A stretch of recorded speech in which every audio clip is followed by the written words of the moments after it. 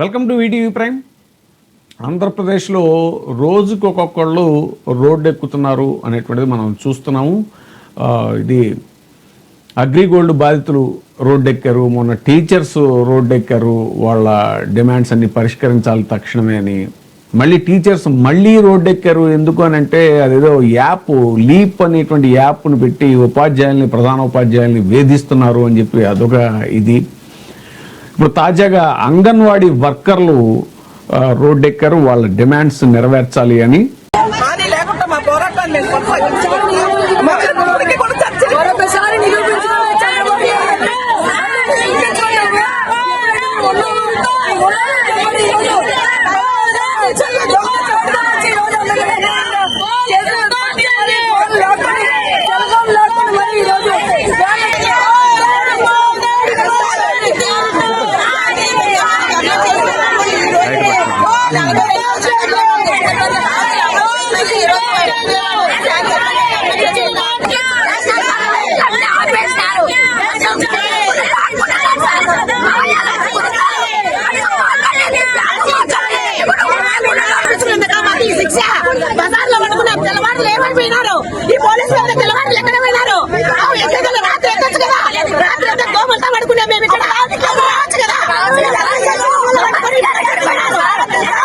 వాళ్ళంతా కూడా మండు టెండలో పాపం కథం తొక్కారు. అంగన్వాడీలు గృహ నిర్బంధాలు ఓ పక్క కూటమి ఎమ్మెల్యేలు హెచ్చరికలు చేస్తున్నా కూడా వాళ్ళు ఏమాత్రం లెక్క చేయకుండా కూడా పోరుబాట పట్టారు. అధికారుల ఆంక్షలను కూడా లెక్క చేయకుండా వేతనాల పెంపు, బాబు హామీల అమలు ఇవన్నీ కూడా డిమాండ్ చేయాలని అందరూ కూడా ఇవే డిమాండ్ చేసేవి. ఎందుకంటే విచ్చలవిడిగా హామీలు ఇచ్చేశారు, అడ్డగోలుగా హామీలు ఇచ్చేశారు, అలవికాని హామీలు ఇచ్చేశారు.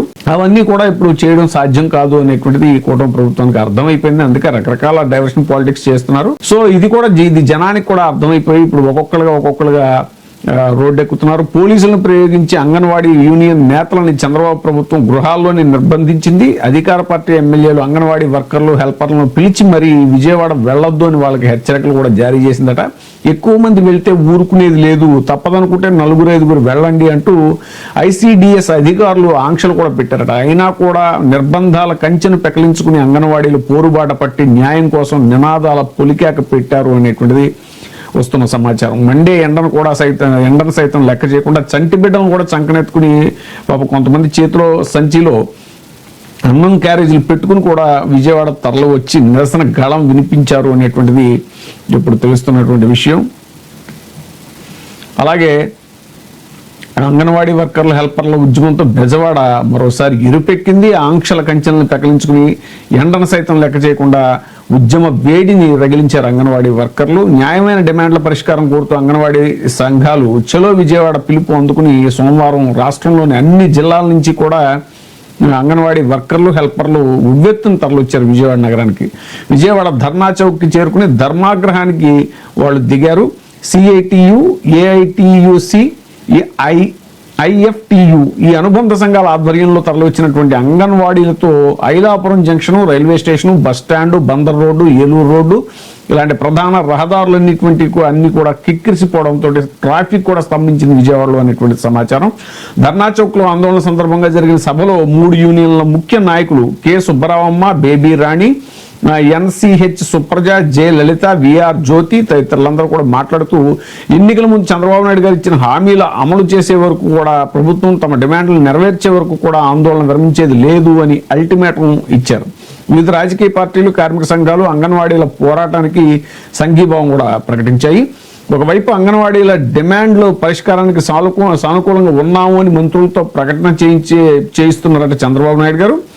మరోవైపు అంగన్వాడీల ఆందోళనని విఫలం చేసేందుకు సర్వశక్తులు ఒడ్డుతోంది ప్రభుత్వం అనేటువంటిది కూడా వీళ్ళు మొరపెట్టుకుంటున్నారు. పోలీసులు రాష్ట్ర వ్యాప్తంగా అనేక జిల్లాల్లో ముందస్తు అరెస్టులు, గృహ నిర్బంధాలు చేసి తీవ్రమైన ఆంక్షలు కూడా పెట్టడం జరిగింది. విజయవాడలో అంగన్వాడీలు అడుగు పెట్టకుండా రైల్వే స్టేషన్లు, బస్టాండ్లు, ప్రధాన కూడళ్ల వద్ద ఏలూరు రోడ్డు, బీఆర్టీఎస్ రోడ్డు వేలాది మందిని అదుపులోకి తీసుకుని కళ్యాణ మండపాలు, కమ్యూనిటీ హాళ్లలో నిర్బంధించి వాటిని తాత్కాలిక జైళ్లుగా మార్చేశారు. ఇది గృహ నిర్బంధం అనేటువంటిది కుదరక పాపం వాళ్ళంతా పెద్ద ఎత్తున తరలిస్తే వాళ్ళ కళ్యాణ మండపాల్లో, కమ్యూనిటీ హాల్లో నిర్బంధించి చేశారంటే ఇంతకన్నా ఘోరం ఏమిటుంది అసలు. ఇబ్రహీంపట్నం, గన్నవరం, పెనమలూరు పరిసరాల్లో చెక్ పోస్టులు ఏర్పాటు చేశారు. పార్వతీపురం, మన్యం జిల్లాలోని కొమరాడ తదితర ప్రాంతాల్లో యూనియన్ నేతల్ని గృహ నిర్బంధం చేశారు. చెలో విజయవాడకు బయలుదేరుతున్న వారిని రైల్వే స్టేషన్లోనే నిలిపివేశారు. ఇలాగా విశాఖలోని పలు ప్రాంతాల నుండి బయలుదేరుతున్న కార్యకర్తలను, సిఐటియు నేతలను పోలీసులు అదుపులోకి తీసుకుని పశ్చిమ గోదావరి జిల్లా నరసాపురం, పాలకొల్లు వంటి ప్రాంతాల్లో రైళ్లలో విజయవాడకు వస్తున్న వారిని రైల్వే స్టేషన్లోనే అడ్డుకుని స్థానిక పోలీస్ స్టేషన్లకు తరలించారు. ఇక అంబేద్కర్, కోనసీమ, కాకినాడ జిల్లాలోనూ కూడా పలువురిని అదుపులోకి తీసుకున్నారు. విజయవాడ వచ్చే వారిపై ఎక్కడికక్కడ పోలీసు నిఘా పెట్టారు. శ్రీకాకుళంలో అంగన్వాడీలను పోలీసులు అడ్డుకునే ప్రయత్నం చేయడంతో అక్కడ ఉద్రిక్తత కూడా చోటు చేసుకుంది. రాయలసీమలోని కర్నూలు, అనంతపురం, కడప జిల్లాల నుంచి విజయవాడ వచ్చే ప్రధాన రహదారులపై పోలీసులు తనిఖీలు చేపట్టి పలువురు నాయకులను ముందస్తుగా అరెస్టు చేశారు. చెలో విజయవాడ కార్యక్రమంలో పాల్గొంటే కఠిన చర్యలు తీసుకుంటామని నోటీసులు సైతం ఇచ్చారు. ఇది మామూలు, ప్రతిసారి వైసీపీ వాళ్ళు కూడా ఏదైనా ధర్నా చేయాలన్నా లేదంటే ఏదైనా నిరసనకు పిలిపించినా కూడా వాళ్ళ ముందే అరెస్ట్ చేయటం, నోటీసులు ఇవ్వటం, ఇవన్నీ చూస్తున్నాం. అనేక జిల్లాల్లో చెక్ పోస్టులు పెట్టి తనిఖీలు చేసి అడ్డుకోవడం అనేటువంటిది చాలా దారుణమైన విషయం అని కూడా ఆ యూనియన్ నాయకులు అందరూ చెప్తున్నారు. ఎలాంటి ఆంక్షలు విధించినా భారీ సంఖ్యలో అంగన్వాడీలు విజయవాడ చేరుకోవడంతో కార్యక్రమం విజయవంతమైంది. ఇక ధర్నా చౌక్లోనే వంట వార్పు చేసుకున్నారు వాళ్ళు, రోడ్డుపైనే పాపం పడుకున్నారు కూడా. చంద్రబాబు ప్రభుత్వం స్పందించకపోవడంతో సోమవారం రాత్రి కూడా అంగన్వాడీలు నిరసన కొనసాగించారు. ధర్నా చౌక్లోనే వంట వరపు చేపట్టి రోడ్లపైనే భోజనాలు చేశారు.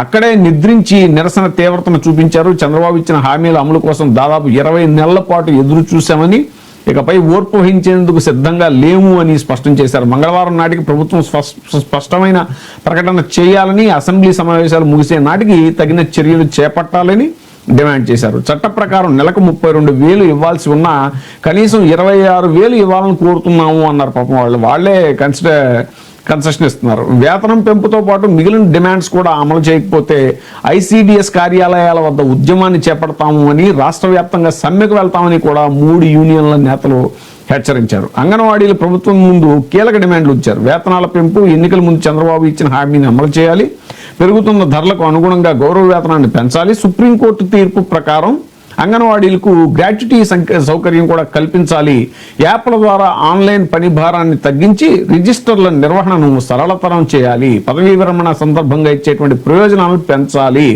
చాలీ చాలన వేతనాలతో నెట్టుకొస్తున్నందున అంగన్వాడీలందరికీ కూడా ప్రభుత్వ సంక్షేమ పథకాలు కూడా వర్తింప చేయాలి అనేటువంటి ఇన్ని డిమాండ్లు ఉన్నాయి. ఇవన్నీ కూడా పాపం న్యాయమైన డిమాండ్లనే చెప్పుకోవాలి. ఎందుకంటే వాళ్ళ పాపం అరకొర జీతాలతో ఉంటున్నాం, మాకు ప్రభుత్వ సంక్షేమ పథకాలు కూడా వర్తింప చేయాలని.